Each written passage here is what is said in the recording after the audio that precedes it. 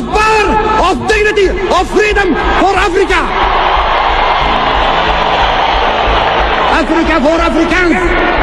The land of Africa is for Africans everywhere. Our land is our land. Africa is our land.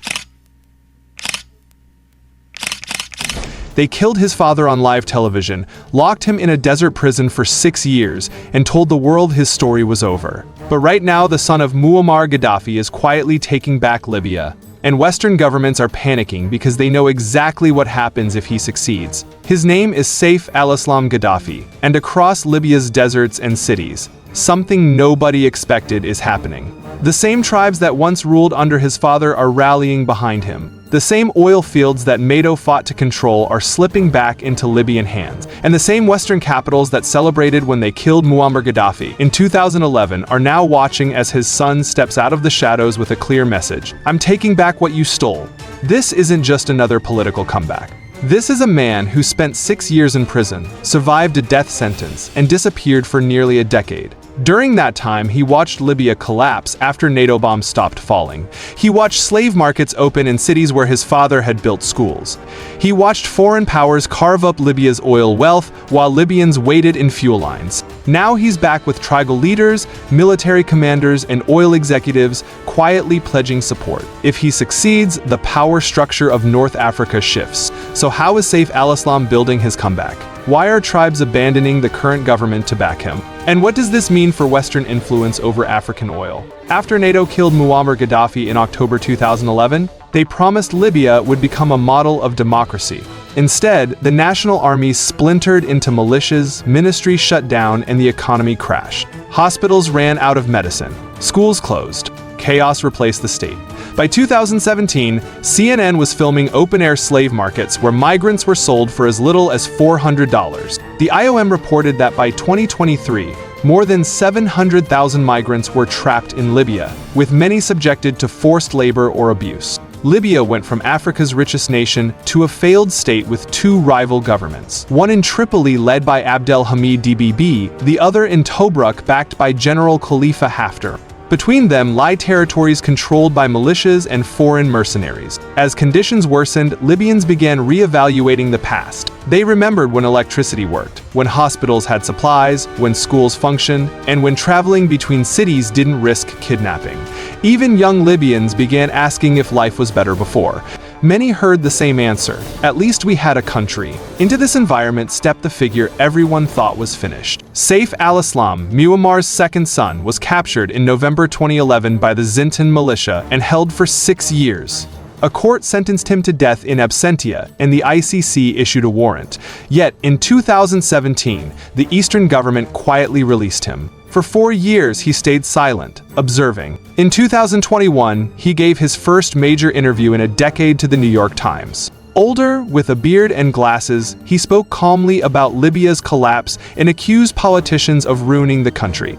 Later that year, he registered for the presidential elections scheduled for December 24th. His message that politicians had brought only suffering resonated. Although legal disputes followed and elections were postponed, something more significant was developing. Saif was building influence without needing a vote. Libya is structured around tribes more than formal institutions, and one by one, major tribes began returning to the Gaddafi fold. In 2024, the Abu Bakr Siddiq Brigade, the militia that once held him, publicly expressed support and began providing security. Others followed. The Warfala in Bani Walid, the Warshafana near Tripoli, the Fezzan tribal councils in the south, and Tuareg leaders. These tribes control territory, oil fields, and key smuggling routes. The Fezzan region, home to Libya's largest oil reserves, is essential. If Saif unites the southern tribes, he gains control over the resources that fuel Libya's economy. Intelligence reports suggest he has also been meeting quietly with former officers, oil executives, and regional commanders to draft plans to reassert national control over oil exports. This alarms Western governments. Under Muammar Gaddafi, Libya's oil wealth remained national. After 2011, foreign companies signed deals with whoever held the fields and billions disappeared. Saif's message that Libya's wealth must serve Libyans is gaining traction, and Saif's ambitions echo his father's. Muammar Gaddafi had been developing a gold-backed African currency, the gold dinar, intended to reduce reliance on the US dollar and the French CFA franc.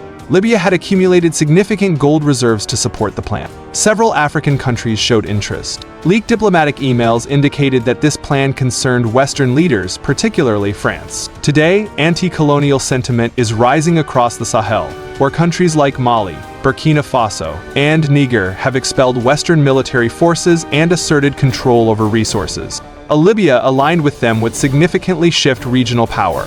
SAFE also reportedly has access to major financial assets preserved from before 2011, and he is protected by militias that once fought against him. Even Haftar, despite his military strength, lacks the national legitimacy the Gaddafi name still carries. While the ICC maintains its warrant, Libya's fractured political landscape makes enforcement unlikely. Many Libyans question why NATO bombings, militia crimes, and trafficking networks were never prosecuted, while SAFE remains targeted. Libya today is divided between weak governments and failing institutions. But each power outage and shortage deepens public exhaustion and strengthens nostalgia for stability.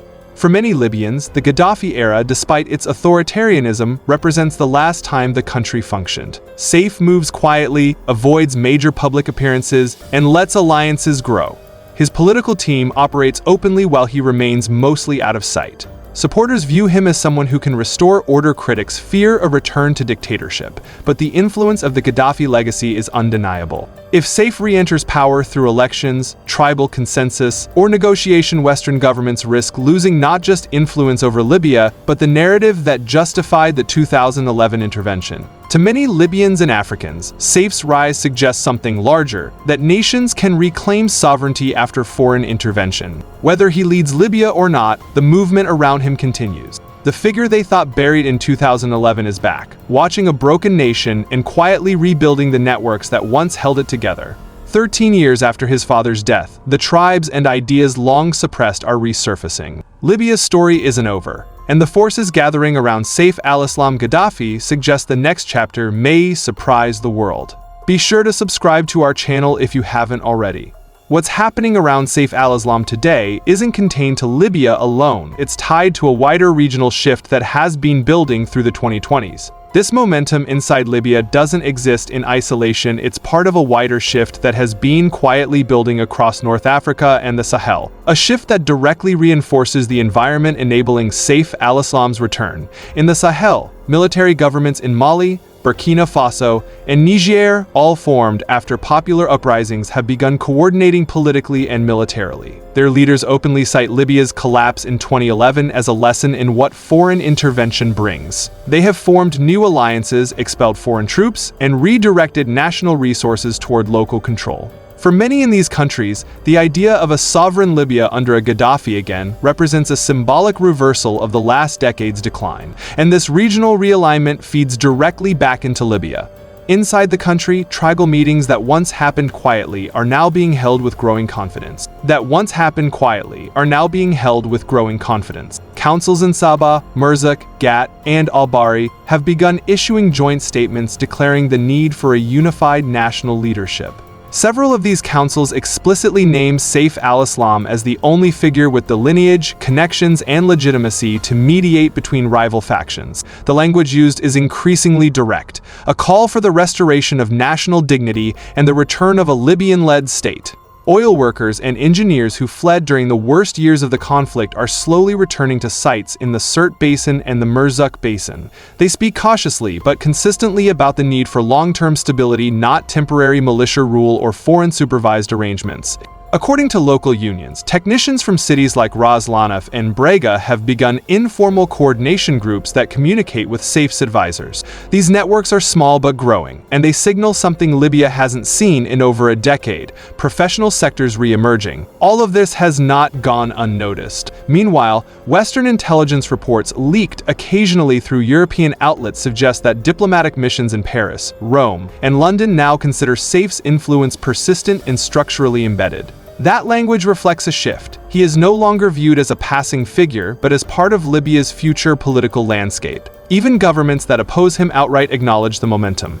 These concerns echo across the region. Across the border in Tunisia, activists and journalists have begun referencing Libya as a potential flashpoint for a broader anti-colonial wave. In Algeria, where memories of the civil war still shape politics, Analysts publicly warn that ignoring SAFE's rise will create strategic surprises. And in Chad and Sudan, both dealing with internal conflict, leaders are increasingly aware that a stable Libya under a unifying figure could reshape migration routes, arms flows, and regional negotiations. Yet for all the geopolitical maneuvers, the most significant change is happening among Libyans themselves. For the first time since 2011, conversations in Tripoli cafes, Benghazi markets, and desert encampments share a common theme: exhaustion. People are tired of militia rule, tired of foreign interference, tired of promises from governments that can't even keep the lights on. That exhaustion is turning into a quiet demand not always voiced publicly, but present everywhere for a leader who can bring order without relying on outside powers.